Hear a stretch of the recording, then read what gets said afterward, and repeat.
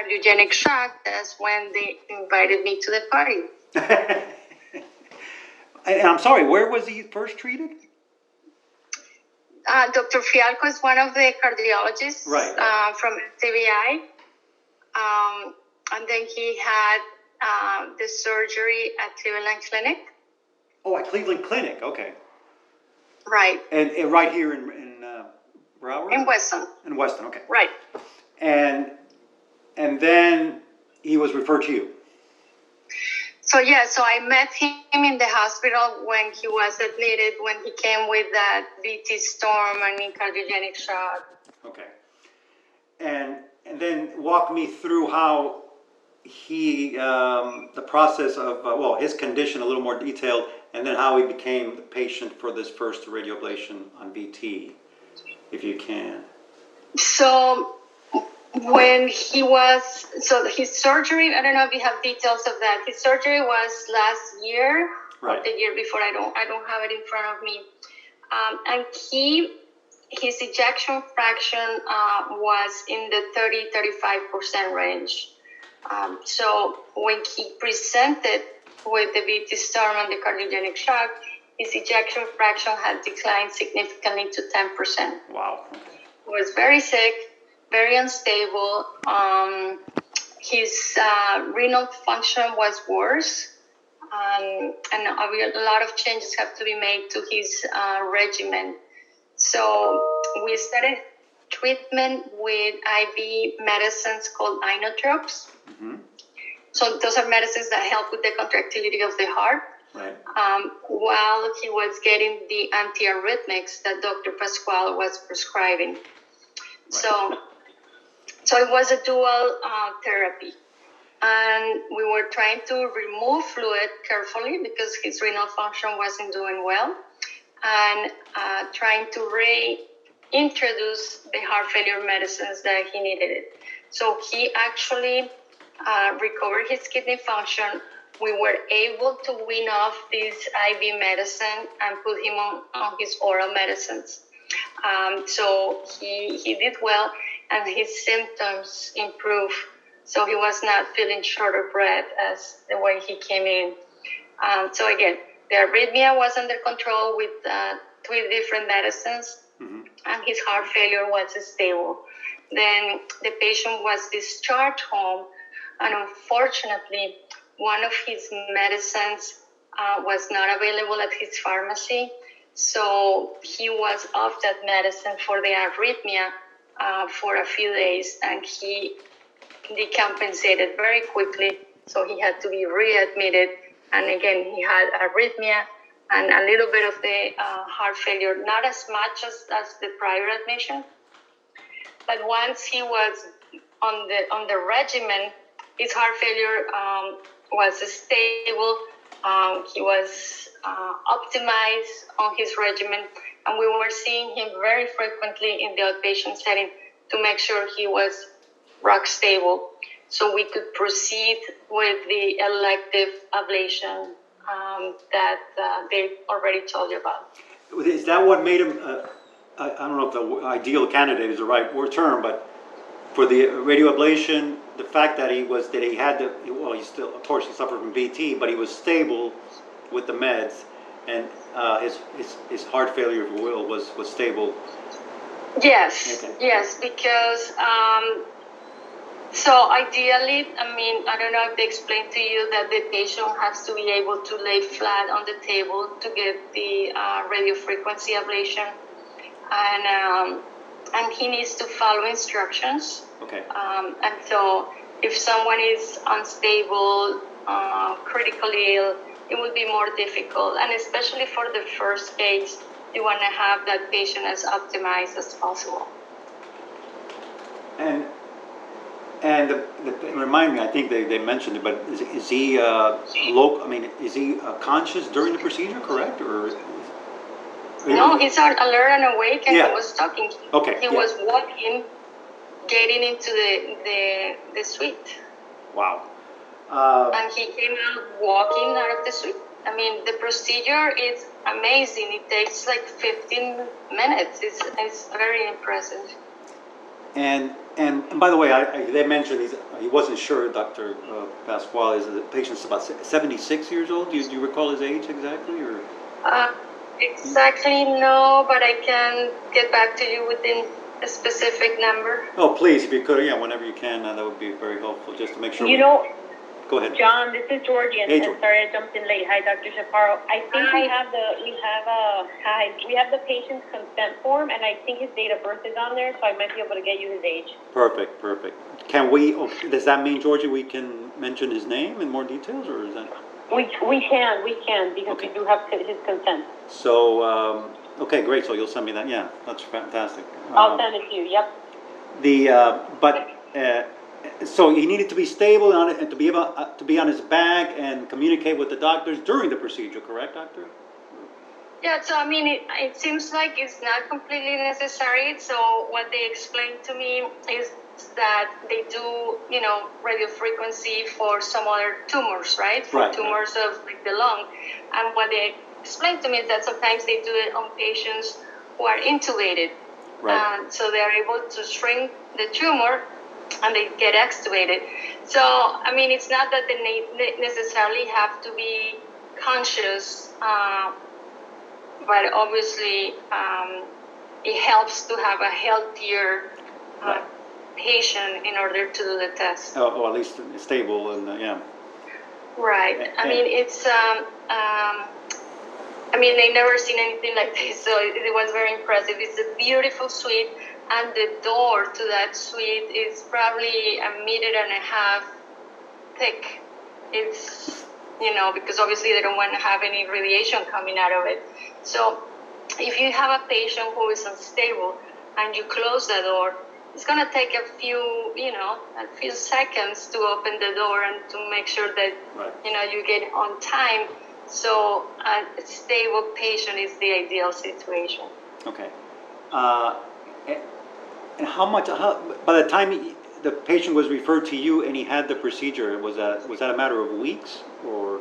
Yes. Okay. I mean, and there was a lot of planning and a lot of meetings to make sure everything was in place because obviously it was the first case. Right. So that was the delay. And in terms of ventricular tachycardia, I know that Dr. Pasquale mentioned the toxicity of the anti-arrhythmia medicine. I guess you can't really take that for very long. But is it very common in patients you see, or is it? Yes, a lot of. So first of all, a lot of the patients that have heart failure with reduced ejection fraction, they, those patients are at higher risk of ventricular arrhythmias. That's why they get the defibrillator.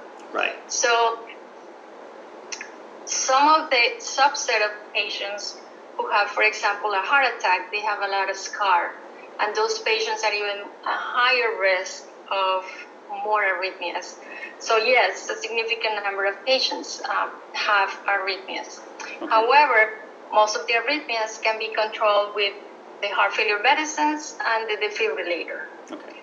And the patients that fail that, then that's when we add medicines like amiodarone that has toxicity for long term.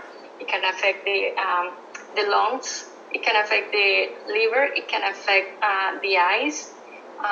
But in some patients, actually, because we don't have a lot of alternatives, that's the only choice. And you just monitor for toxicity. But again, sometimes patients even on these medicines fail.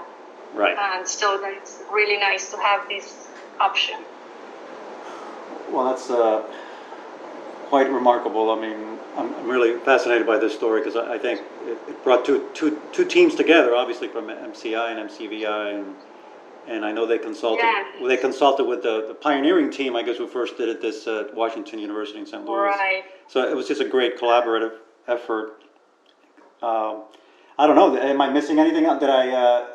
Anything else important about this particular patient? I know basically from what they told me and you tell me that he was very critically ill. Yes, he was very sick. Yeah. And again, he was in what we call cardiogenic shock. Yeah. With with organ failure, meaning that organs were not getting enough oxygen, such as the kidney. So he was really critical. Okay. When I can say he also suffered from chronic heart failure, but it was stabilized. Would that be correct? Or? Well, it has been declining in the last few years. Okay, all right. And I know he had, the Dr. Pasquale, I believe I mentioned, he had open heart surgery twice in the past. I don't know. That's correct. And again, it's a very extensive surgery, and he had a lot of scars from prior heart attacks. And every time they go in during the procedure, obviously that changes the cells and the anatomy, and there's a lot of injury. So supposedly the idea was for his ejection to get better, but in fact it has not improved after the surgery. Okay, which, you mean the past surgery or this this procedure? Since this procedure, has it improved? Or? The surgery, from the surgery. So this procedure doesn't change your ejection fraction. Okay. And again, we haven't seen another echo after the procedure, so but I'm sure it's going to be about the same, but we haven't checked. Okay. And then he can take he can take medications for that, or is there the regular heart failure medicines that we're giving him, which is usually quadruple therapy for heart failure patients. He can continue on those. Correct. And I guess for the foreseeable future, he'll still be obviously a regular patient. I guess. Yes. Yeah, for you and a regular patient. Well, anything else? I mean, I think we have what we need. And that was one question.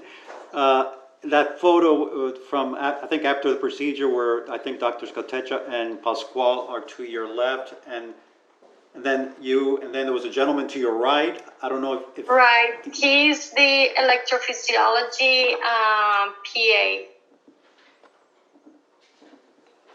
Do we need to mention his name as part of the team, or? I don't know. I mean, I don't think so. I mean, you can just mention the other ones. Okay. I just want to make sure we don't we're not leaving somebody. I mean, you could mention a lot of people. I know. Because it's not three, right? Right, but we're gonna you three are going to be the primary doctors quoted, of course, and so once again, anything else you want to add? Is this going to be for Heart Month or for when? Well, for Georgie is. I think we're trying to get media to. I think media has. Yeah. So Dr. Chaparro, we actually did a story with Channel 10 yesterday. We were over at MCVI. Unfortunately, they only wanted to speak to one physician. So Dr. Pasquale spoke to the Channel 10 producer, and he kind of covered his bases for everybody.